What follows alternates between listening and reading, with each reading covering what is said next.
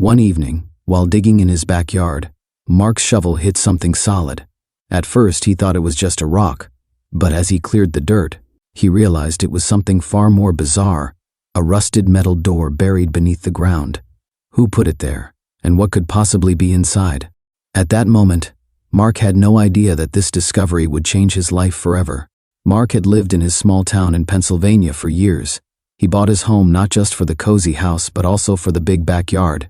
It was his little escape, a peaceful place where he could grow vegetables, have barbecues with friends, and relax after long workdays. But nothing about that evening was peaceful. His heart pounded as he stared at the door, half buried in the ground. It had no markings, no handles, just a large rusty padlock holding it shut. "Why is there a locked door under my backyard?" he muttered to himself. Mark glanced around as if expecting someone to be watching. His neighbors were inside, their porch lights flickering in the dimming evening. Nobody else knew about this, not yet. Determined, he grabbed his phone and snapped a few pictures. Then curiosity took over. He needed to get that door open. He rushed to his garage and returned with a crowbar and a hammer. He wedged the crowbar into the lock, using all his strength to pry it open. The metal groaned, resisting at first, but finally, with one final pull, snap! The rusted padlock broke apart.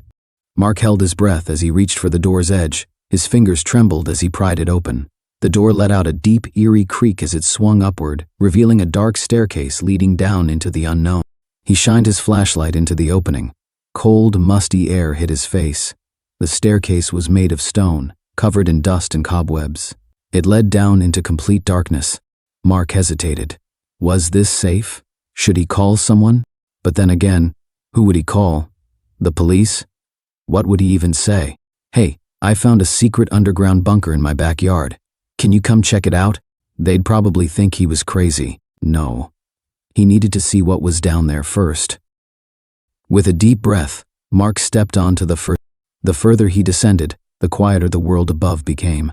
The distant chirping of crickets faded, replaced by an eerie silence. As he reached the bottom, his flashlight flickered across the room ahead. His eyes widened. It wasn't just a bunker.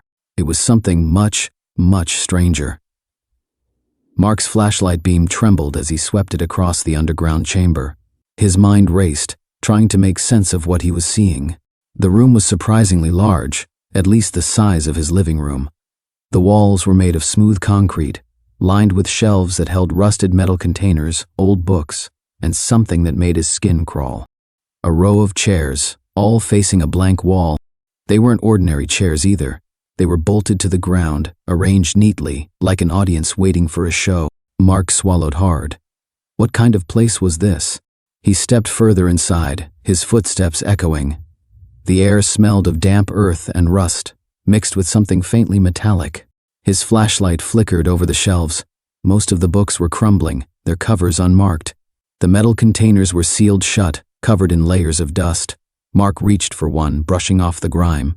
He tried to pry it open, but it wouldn't budge. Then, something on the wall caught his attention. A switch. It was an old industrial-style switch, the kind you'd expect to see in a factory. Mark hesitated. Should he flip it? 1,000 thoughts ran through his mind. What if it controlled some ancient machine? What if it triggered an alarm? Or worse, what if it locked him inside? Mark exhaled slowly. He had come this far. He had to know. With one final breath, he reached out and pulled the switch down. A deep thunk echoed through the room. For a moment, nothing happened. Then, the blank wall in front of the chairs began to hum. Mark's breath caught in his throat as the surface flickered to life, revealing a faint, ghostly glow. It was a screen. The dust swirled in the light as grainy images started appearing on the screen. It looked like footage, old footage. Mark's heart pounded. The video showed a dimly lit room, similar to the one he was standing in. But there were people in this one. Dozens of them. They sat in the bolted chairs, staring straight ahead. Their expressions were blank, lifeless. A man in a suit stood at the front, facing the audience. His back was to the camera. He was pointing at something, some kind of diagram on the wall. Mark squinted, trying to make out the details. The screen flickered again. Suddenly, the camera zoomed in. The man in the suit turned slowly toward the lens. Mark's breath hitched. The man's face, it was horribly distorted. His mouth was stretched unnaturally wide. His eyes were hollow voids. The image was warped, like a corrupted VHS tape. Then, without warning, the man snapped his head toward Mark. The screen cut to static. Mark stumbled back, his flashlight shaking. His pulse was thundering in his ears. What the hell was that? He spun around, ready to bolt up the stairs. That's when he heard it. A soft, shuffling sound in the darkness behind him. Mark whipped his flashlight toward the noise. The beam landed on the far end of the room, where the shadows seemed darker than before. Something was there. Something had moved. Mark's blood ran cold. He wasn't alone. Mark's breath came in short, uneven gasps. His flashlight shook in his grip as he aimed it toward the far side of the room. The darkness seemed thicker, like it was pressing against the beam of light, swallowing everything beyond a few feet. And in that darkness, something moved. A faint shuffle, a scrape of fabric against concrete. Mark's stomach twisted. He wasn't imagining it. He wasn't alone down here. Slowly, he stepped back, his heart hammering. The old wooden stairs leading back to the surface were just behind him. If he could make it up fast enough, he could lock the door and pretend none of this had ever happened. But his body wouldn't move. A deep, paralyzing dread rooted him in place. His flashlight flickered again. The beam wavered over the bolted chairs, the rusted containers, the static-filled screen, before landing on the shadows in the corner. Mark's pulse spiked. There was a shape. A figure, hunched and motionless, barely visible in the dim light. For a split second, Mark thought it might be a pile of old clothes or discarded junk. Then it breathed. A long, slow inhale.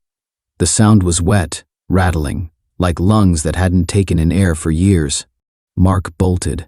His body finally obeyed the pure, primal terror screaming through his brain. He spun, lunging for the stairs. A voice stopped. "Don't go." Mark froze mid-step. The voice was barely a whisper, dry and brittle like paper crumbling in the wind. Slowly, against every ounce of instinct in his body, he turned his head back toward the figure. It had moved. It was standing now. The flashlight beam landed on its face. Mark screamed. Its eyes were wide and sunken, staring straight into his soul. Its mouth hung open, lips cracked and blackened. The skin on its face was stretched too tight, like it had been pulled and stapled into place. And then it smiled. "You turned it on," it whispered. Mark didn't wait. He launched himself up the stairs, taking them 3 at a time. His foot slipped on the last step, sending him sprawling onto the grass outside. Slam. The heavy door swung shut behind him with a force that rattled his bones. Mark scrambled back, gasping for breath, his heart hammering in his ears. The backyard was silent. The air was cool, the distant hum of traffic drifting through the trees. Everything looked normal. Like the underground room didn't even exist.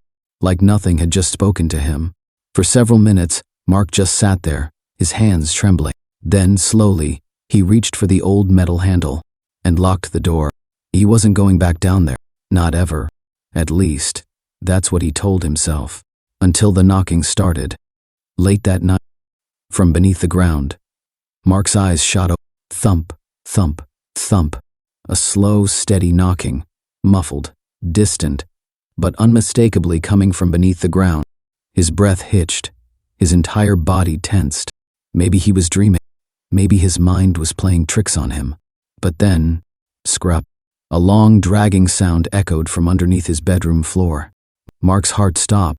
His bed was on the 2nd floor. That didn't make sense.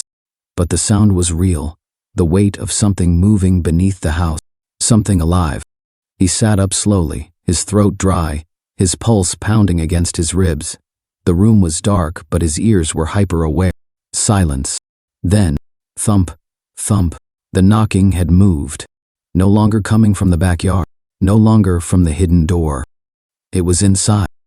Directly under his feet. Mark's skin turned to ice. His breath came in short, sharp gasps as he stared at the hardwood floor beneath his bed. His hands clenched the sheets. His mind screamed at him to run, to grab his keys, to get the hell out of the house and never look back. But his body was frozen in terror. Then the voice returned. "You turned it on." It wasn't a whisper this time. It was closer, right beneath him. Mark didn't think. He launched himself off the bed. His feet barely touched the floor before he was sprinting down the hall, down the stairs, nearly tripping over himself as he reached the front door. His hands fumbled with the lock. Click. The door swung open, and he burst outside, cold air slapping him in the face. He didn't stop running. Not until he was across the street, panting, hands on his knees, staring back at his house like it was a ticking time bomb. The windows were dark. The front door hung open behind him. But the knocking had stopped. Mark swallowed hard. His pulse hammered in his ears. He forced himself to take a step back. Then another, and another. Then the porch light flickered on. A low hum filled the air. And from inside the house, a shadow moved. Not his. Something else. Standing in the doorway, watching him. Mark's blood turned to ice. He turned and ran. This time, he didn't stop. Not until he was miles away. Mark didn't know how far he had run. He didn't care. All he knew was that he had to get away from that house. His feet finally slowed when he reached an old gas station on the outskirts of town. His hands shook as he grabbed his phone and called the only person who might believe him. "James, I need you." 15 minutes later, James' old pickup truck screeched into the gas station parking lot. Mark barely had time to explain before James muttered, "Get in, we're going back." Mark hesitated. "Are you insane?" James clenched his jaw. "You said you turned something on, right? And now something's out?" Mark swallowed hard. "Yes." James exhaled sharply. "Then we need to turn it off." Mark didn't want to. Every nerve in his body screamed at him to leave it alone. But deep down, he knew James was right. If he had unleashed something, he needed to stop it, before it was too late. Back to the house they parked a block away. Mark's house was dark, the open front door gaping like a mouth. Silent, but something felt wrong. James pulled a crowbar from the truck. "Let's move." Mark followed, his pulse hammering. As soon as they stepped inside, the air felt thick, like the house was breathing. They moved quickly through the living room, toward the backyard. And then, the whisper returned. "You can't stop it now." James stiffened. "Who said that?" Mark's hands trembled. The voice, it was coming from everywhere. And then, bang, bang, bang. The pounding started again. This time, it wasn't under the floor. It was coming from the backyard, from the metal door. Something was trying to get out. Mark felt sick. He should have never opened that door. James didn't hesitate. He sprinted to the backyard, Mark on his heels. The hidden door was wide open, and from the darkness below, a hand was reaching out. But it wasn't human. Long, thin, fingers like twisted roots. The air crackled. Mark stumbled back. "We need to close it." James swung the crowbar at the hand. It shrank back with a screech. The ground shuddered. The hum grew deafening. Mark grabbed the handle of the door, pulled, but it wouldn't budge. James joined him. Both of them pulled. The thing in the pit screamed. Mark could feel it trying to crawl out, trying to escape. With a final, desperate yank. Slam! They shut the door. The moment it closed, the hum stopped. The air grew still. Mark's heart thundered in his chest. Is it over? James ran his fingers over the surface of the door. Then he did something that made Mark's blood run cold.